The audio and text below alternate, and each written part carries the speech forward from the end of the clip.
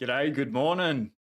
Deutsche Bank is diving deep into Bitcoin, into crypto custody. This is absolutely huge. We're going to dive into this. We need to jump into what Binance is doing, Coinbase is doing, as well as further news with the FTX and Paxos as well. Huge episode. We'll get through it really quickly this morning, starting off with the block as it reloads here. We're at block height 807,678, 5:55 a.m. Perfect way to start the day. Exchange 26,656, sats per dollar 3,752. Next halving is only 32,322 blocks to go. Super exciting. Market cap 1.09 trillion, overall up 1.5% last 24 hours. You can see over the last 24 hours, this is the big daddy Bitcoin. This is all we really care about. Currently with price 26,609. Last 24 hours, 26,751 was the high, ladies and gentlemen, with a low of 26,114. It is looking very, very good. I did chuck on the ETH chart earlier over the top for fun. I wonder what this big sell-off with ETH was here, and it's rallied and come out, and it is sticking on par with Bitcoin. I just, bam. It shows what it is. Anyway, enough of bashing ETH. Now, green everywhere, absolutely everywhere. ETH's up a little bit more than Bitcoin at a 1.8%. Now, Deutsche Bank, very exciting stuff. Give you the facts. I'll give my opinion because we covered this when we first heard about it months ago. Deutsche Bank to delve into crypto custody tokenization with Taurus. Deutsche Bank will use Taurus custody and tokenization technology to manage cryptocurrencies, tokenized assets, and digital assets. It's actually pretty bullish in a way for banks entering this space.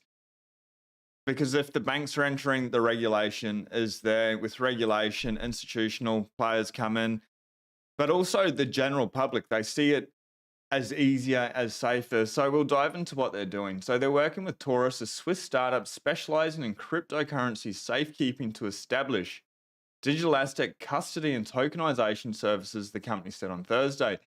Germany's biggest lender, Deutsche Bank, said in June it had applied for a crypto custody license from the country's financial watchdog BaFin. It's when we first started talking about it. The bank's publicly known crypto custody ambitions stretch back to early 2021 when details about a digital asset custody prototype appeared in a report by the World Economic Forum. Unpopular opinion, but I believe the World Economic Forum may end up becoming more and more favorable for Bitcoin. I know that's pretty outrageous to say, but we do see them come out with propaganda saying Bitcoin, or saying data centers are great for the environment, and they depicted a Bitcoin mining data center. So slowly, then suddenly, they can't just change tune straight away, but I'll get into Bloomberg as well, which has come up today. They're turning bullish on Bitcoin, the Bloomberg terminals. So Deutsche Bank invested in Taurus and Feb, part of a 65 mil Series B round led by Credit Suisse. That also included, listen to these names, Arab Bank Switzerland and Pictet Group. Taurus co-founder Lamine Brahimi pointed out that Deutsche Bank's due diligence, I always get caught on that word, due diligence, of prospective crypto custody firms kicked off at the end of 2021 and ended sometime in 2022. We won the deal a couple of quarters ago, so the bank became a client and then decided to take a stake in Taurus. Brahimi said in an interview with CoinDesk, the partnership focused on cryptocurrency, but we are well known for going beyond crypto. So where it sees fit, the banks will be able to tokenize assets and provide asset servicing. This is absolutely huge. Real estate's probably going to be one of the biggest large-scale assets to be tokenized, like on a large scale. An expensive asset on a large scale to be tokenized. It just makes sense. If they're going to put something on the blockchain, it should be your property rights. So Deutsche Bank Global Head of Security said the plan is to develop digital asset custody service for a wide variety of digital asset types for corporate and institutional clients. In the first instance, we'll offer custody for selected cryptocurrencies and some stablecoins. Stablecoins are just becoming more and more of a huge topic globally. And if there's a use case for Ethereum currently, That's it. In Australia, we're pretty lucky with our payment rails when they don't like stop your payments with PayID. Anyway, we expect the first wave of activity to be around these selected cryptocurrency and stablecoins. However, we see the opportunity and the broader emergence of tokenized financial assets.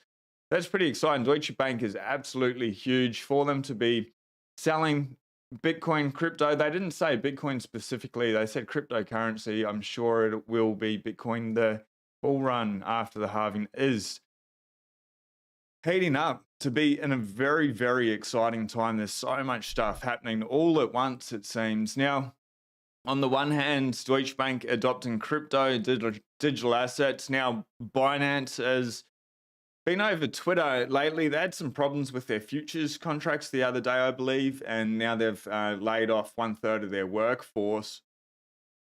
They say this is to give themselves runway, potentially, maybe, and that they are doing the best thing to protect the company.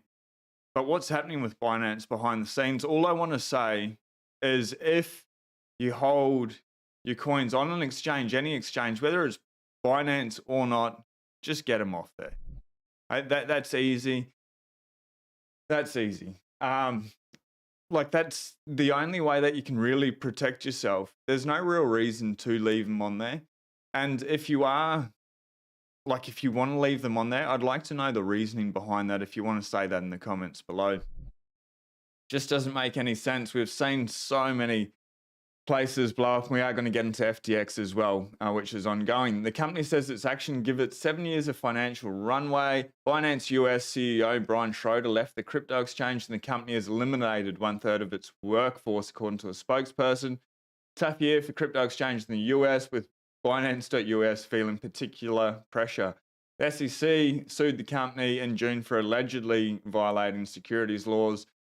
The actions we are taking today provide Binance.US with more than 7 years of financial runway and enable us to continue to serve our customers while we operate as a crypto-only exchange, the company said in a statement. The SEC's aggressive attempts to cripple our industry and the resulting impacts on our business have real-world consequences for American jobs and innovation. This is an unfortunate example of that. For sure, it is. If you're on Binance, get it off. Anyway, Coinbase. Now, Brian Armstrong, I don't know if he deserves a pat on the back or not. He's slowly coming back to his roots here. And we'll get into what he's saying. And I'm not totally giving him a pat on the back. I'm applauding him for making this effort.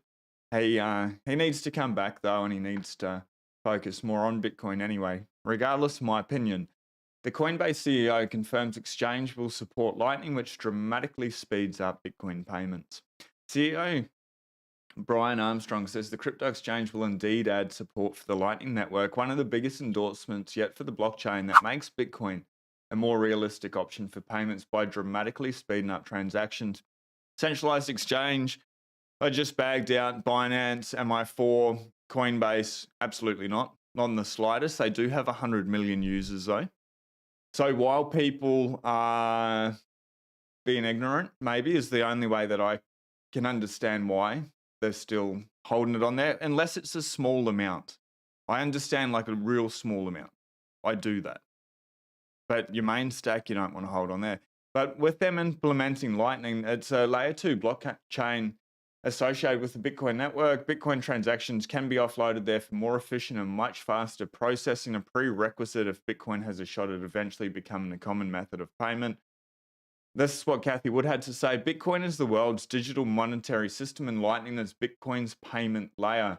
So Coinbase's integration with Lightning will give its 100 million users an on-ramp to faster and cheaper Bitcoin transactions. Hats off to Coinbase. Their stock did rally. This is the news here. Victor Bunnan, friends, I'm happy to say that I'm leading up this effort. DM me if you'd like to grab some time to chat Lightning support at Coinbase. Particularly keen to get insights on Lyft to add support UX flows, open source tool and service providers and edge cases. Thanks. Brian Armstrong, the team did a great job digging into this and we've made the decision to integrate Lightning. Bitcoin is the most important asset in crypto. Brian, Bitcoin ain't crypto, and Bitcoin is the only important asset. Anyway, enough trolling. Oh, this is cool. Ben Justman, if you drink wine, why not drink a Bitcoin wine and pay in Bitcoin? And ask him for a box of pencils as well. Stephen Lubka, trolling Elon Musk, time to reverse course on Bitcoin payments. And this is what I was talking about with Bloomberg.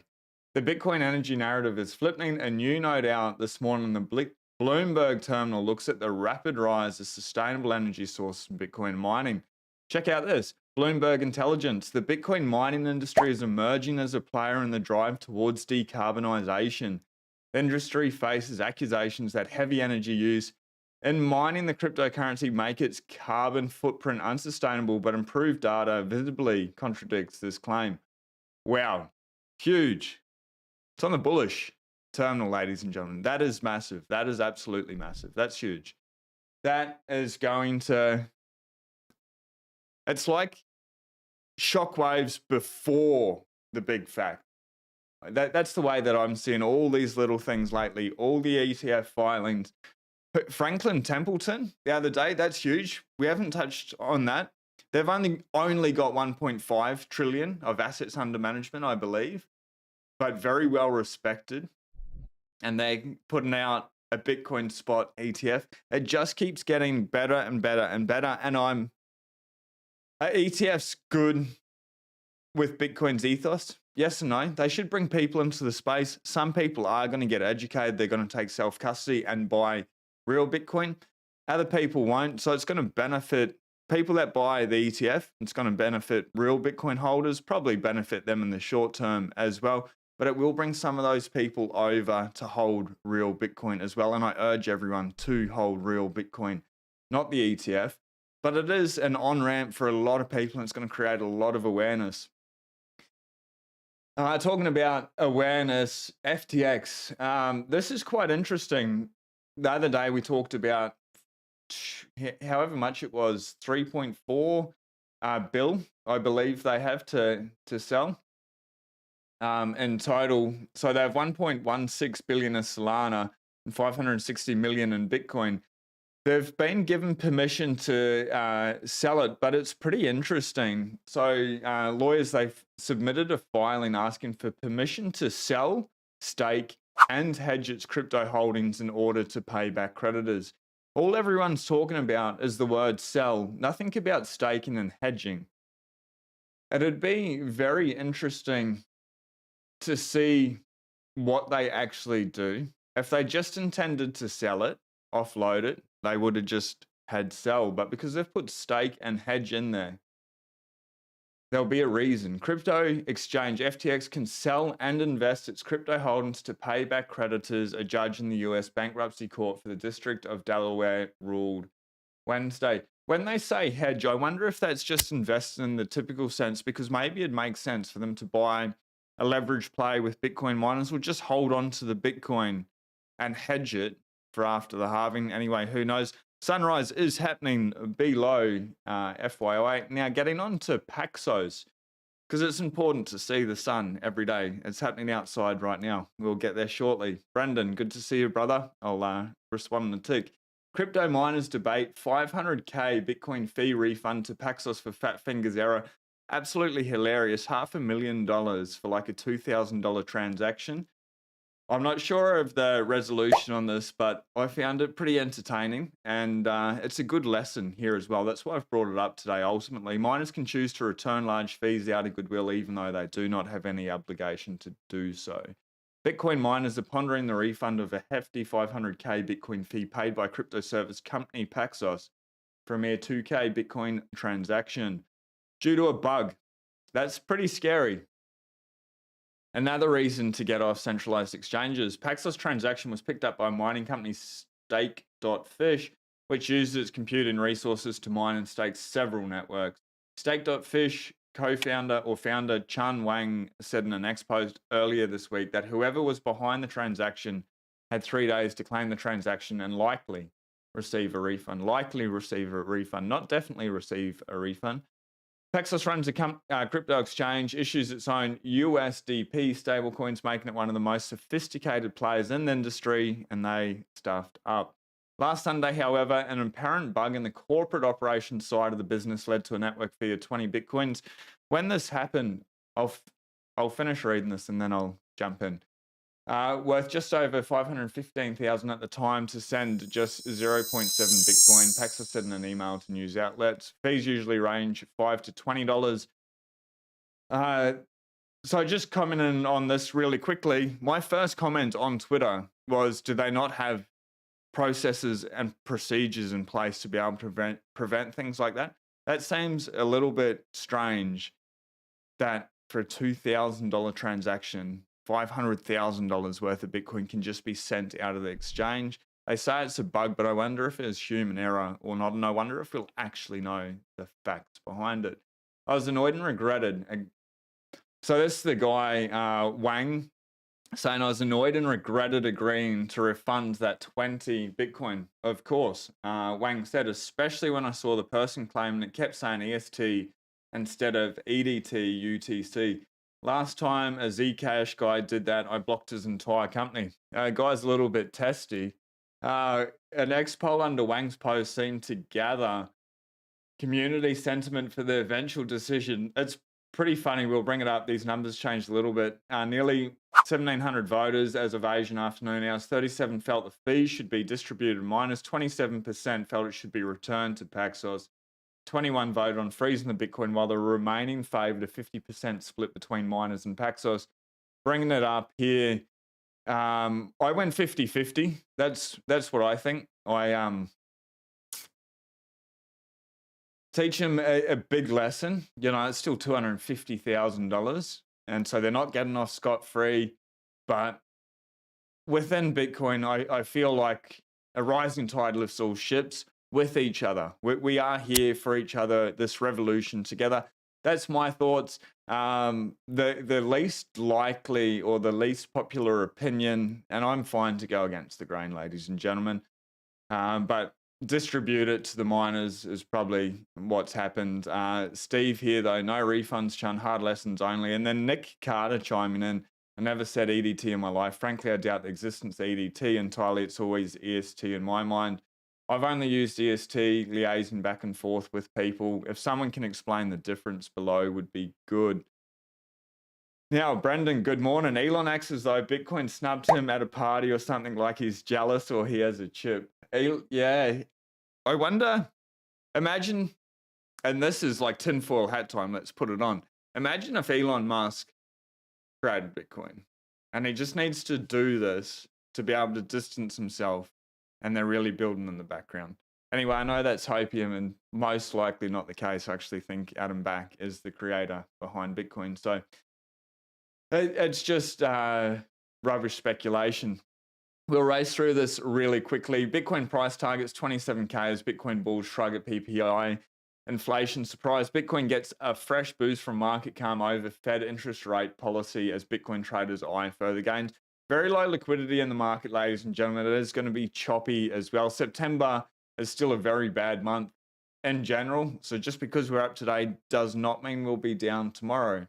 Either way, for me, I'm buying on the red days and I just enjoy it and I just chill for where we are in the market right now. Bitcoin built on strength seen after the previous daily close, ignoring the implications of the US inflation rebound as confirmed by both the CPI and PPI August prints. Later come in at 1.6 year on year against market expectations of 1.3%. I'll bring up this chart.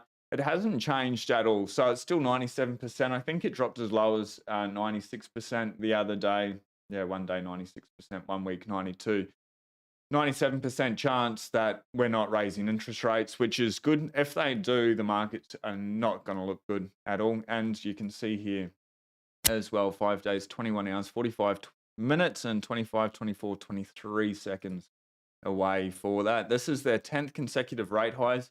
It's talking about the ECB putting rates at 4.5%, their highest since 2001. So the disconnect between the data and market sentiment was underlined by a decision by the ECB to hike rates by 0.25 on the day. The ECB also cut all their growth forecasts through 25. The fight against inflation is far from over.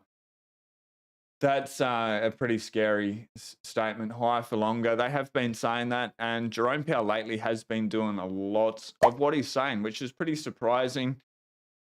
So at the moment, I'm taking Jerome Powell at his word. At the moment, I'm willing to take that back because he is not a man of his word, but currently he's sticking to it. Kabasi added that although the ECB had signaled that the latest hike could be the last in the current cycle, future markets were still 30% sure of continuation. Central banks around the world are bracing for a long pause with elevated rates, it concluded. So we'll see 5 days, 21 hours, 44 minutes, and 12, 11, 10, 9, 8, 7, 6, 5, 4, 3, 2, 1 seconds. With that, couple of things. If you are still on an exchange and you need help, this is not for everyone. If you've been in Bitcoin for a while, relax. It's all good. You may or may not need the service. If you need somebody to hold your hand, reach out to the Bitcoin advisor or lookingglasseducation.com. Daz Beer, all these people I'm recommending. There's Daz Beer from Looking Glass. Andy talking about self-managed super funds. Peter Dunworth, these two are the founders of the Bitcoin Advisor. If you need help getting off exchanges, securing your Bitcoin, this may be a good thing. They're very open, transparent with all their fees, what they provide, advice, concierge service, estate planning protocol, built-in redundancy, and collaborative custody, which the collaborative custody, along with the inheritance planning or setting up self-managed super funds, if you need a hand there, jump in and talk to him. The call is free. Hey, bro, I like Adam back as Satoshi as well.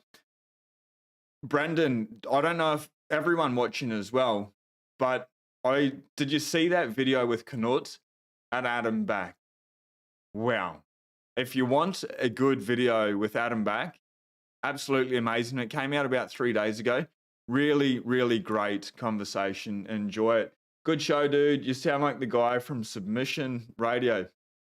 Submission sounds a little bit interesting for this early in the morning, but why not? I'm going to have to Google Submission Radio. I'm sure it's all above board and PG. This is a family-friendly show when I don't swear.